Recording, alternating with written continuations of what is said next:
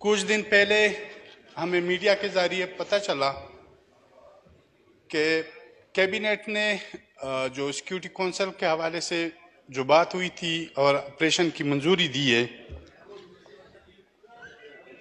जनाब स्पीकर, जैसा कि आपको मालूम है और उस वक्त आप भी मौजूद थे, ये जब मौजूदा हुकूमत की इससे पहले जब 2018 के इलेक्शन हुए थे तो वहां पर उस गवर्नमेंट में हमें सिर्फ वोट देने के लिए इन्होंने बहुत सी ऑफरें की थी। उसमें मैं नहीं जानना चाहता हूं, लेकिन हम जहां पे आ जाते तो हम अपने इलाके और सिक्योरिटी फोर्सेस के हवाले से जो वहां का किरदार है वहां पर हम आ जाते तो वो रुक जाते और बहुत सी ऑफरें दूसरी जो तरक्याती काम वगैरह इस हवाले से इवन के मिनिस्ट्री तक कर चुके थे, लेकिन हमने इनकार कर दिया। सेम इस तरह जब मैं कराची सेंट्रल जेल में था और यहाँ पे अदम एतमाद के लिए जब प्रोडक्शन आर्डर जारी हो गए, यहाँ पे मैं आया तो उस वक्त जब पार्लिमानी उस वक्त का अपोजिशन पार्लिमानी लीडरान का जो मीटिंग था उसमें मैं शरीक हुआ। इन्होंने मुझे बुलाया तो मियाँ साहब के सामने मैंने बात रखी। मैंने कहा कि मेरी कोई लालच नहीं है, कोई नाजायज फरमाइश मैं नहीं करूंगा कि आप मैं तंग करूं। मेरा सिर्फ एक ही वाज़े मौक़िफ़ है और यही मसला है कि ये मौजूदा जो पॉलिसी है इसको तब्दील करना होगा और मौजूदा पॉलिसी को इतना जो हो चुका है बस ये काफ़ी है। ये साथ ही खालिद मकबूल सिद्दीकी साहब MQM पाकिस्तान के भी बैठे थे, मेंगल साहब भी बैठे थे और दूसरे अपोजिशन के लीडरान भी बैठे थे। तो मैंने उसे कह दिया, उसने कहा हमने इस पे बात की है और ये चीज़ आगे, क्योंकि उन्होंने कहा महाजरों का भी यही मसला है, बलोचों का भी यही मसला है, हम इस चीज़ को ख़त्म करेंगे। और मैंने उनसे बात की है कि हम इस मसले को ख़त्म करेंगे। तो जनाब स्पीकर, अब फिर महंगाई, बेरोजगारी, बदअमनी के अलावा इन्होंने फिर भी ऑपरेशनों की इजाजत दी है। जैसे कि आपको मालूम है और आप लोगों ने इस पार्लियामेंट के फ्लोर पे कहा है कि जब इनसे मायदे करवाए जा रहे थे अफगानिस्तान में वफद भेज के, यहाँ पे पार्लियामेंट को, कौम को और खसूसन हमें यह भी मालूम हुआ है कि GHQ को भी एतमाद में नहीं लिया गया था। तो जनाब स्पीकर, हम एक ही ये मौक़िफ़ है हमारा कि सबसे पहले उन जर्नलों को गिरफ्तार किया जाए, उन जर्नलों को सजा दी जाए, वो इदारों के अंदर है या अभी रिटायर हो चुके हैं, या आम वो ब्यूरोक्रेट्स जो इनके साथ राब्ते में हैं या इनके फैसिलिटेट हैं या इनको जो इलाके में वापस लेके आए हैं। जब तक जनाब स्पीकर इन जर्नलों को गिरफ्तार नहीं किया जाए, इनको यहाँ पे लाया न जाए और इनसे इन अमल को काटा न जाए और ये गंद फैलाने वालों को साफ न किया जाए, तब तक हम किसी ऑपरेशन की इजाजत नहीं देंगे।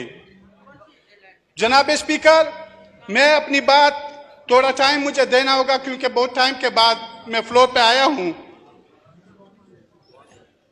तो जनाब स्पीकर, अब फिर इन्होंने परसों वाना में ऑपरेशन किया। वाना में इन्होंने कैसे ऑपरेशन किया? जहां पे इनको इंटेलिजेंस बेसिस पे मालूमात थी, वहां पे जब ये चले गए तो उन्होंने इतना टाइम दे दिया कि वहां पे जो मौजूद उस घर के अंदर लोग थे वो भाग गए और दूसरे घरों में घुस गए। जब वो दूसरे घरों में चले गए तो इन्होंने ऊपर से शेलिंग की उन दूसरे घरों को। उन बेचारों को तो पता ही नहीं था, उनके घर बर्बाद हो गए, उनके बंदूक को उठा के लेके गए और जो दहशतगर्द थे कुछ चले गए, भाग गए और कुछ को इन्होंने हलाक कर दिया। तो जनाब स्पीकर, फिर उसके बाद उन्होंने बहुत से इलाकों को यह कहा कि आप ये इलाके खाली करें, हम यहाँ पे ऑपरेशन कराना चाहते हैं। जब इलाका खाली होगा और आपके वहां पे पाले हुए लोग वो आपके लिए वहां पे ठहरेंगे, वहां पे रहेंगे। तो इस खौफ को एक सोचे समझे मंसूबे के तहत फैलाया जा रहा है।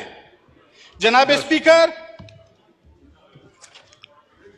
स्पीकर, मैं मौजूदा हुकूमत से यह अपील करूंगा, बल्कि दरख्वास्त करूंगा कि इस अमल को रोका जाए।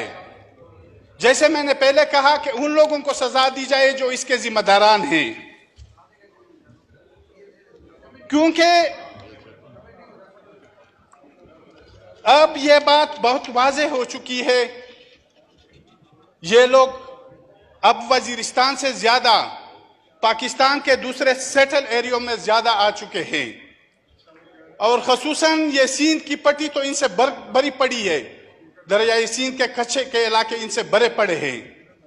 तो जनाब स्पीकर, हम ये कहते हैं, आओ जो हमारा मौके भी है कि सबसे पहले उन जर्नलों के खिलाफ कार्रवाई की जाए जो रिटायर है या हाजिर सर्विस है, जो इनके पीछे है, इनको लाए गए हैं, इनको ये इलाके हवाले किए गए, और एक सोचे समझे मंसूबे के तहत इस खौफ को फैलाया जा रहा है। ठीक है, आपसे जी जनाब स्पीकर, एक मिनट, मैं ये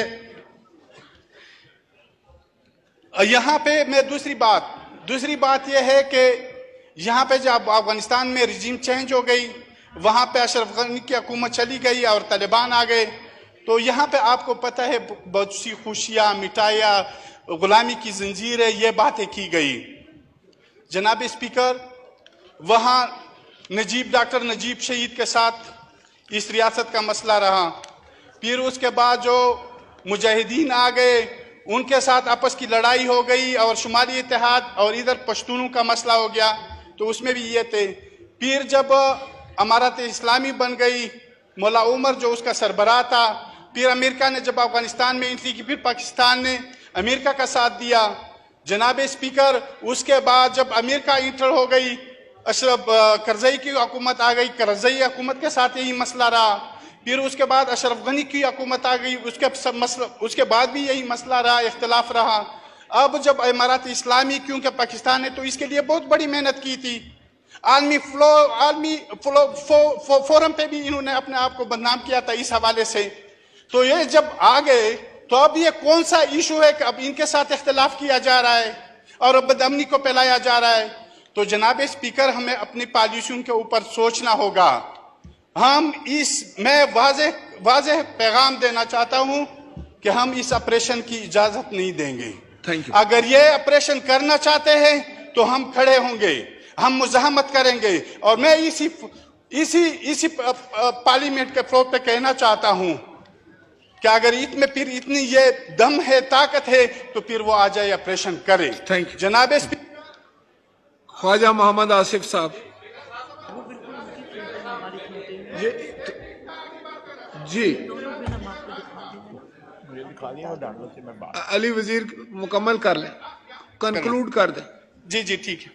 जनाब स्पीकर, हम कभी ये ख्वाजा से भी बैठे हुए हैं, हम कभी इजाजत नहीं देंगे जब तक ये इन जर्नलों को लगाम न दे, इनको पकड़े नहीं और इनसे तफ्तीश न करे और इनको कौम के सामने न लाया जाए और इन पर मुकदमात कायम किए जाए।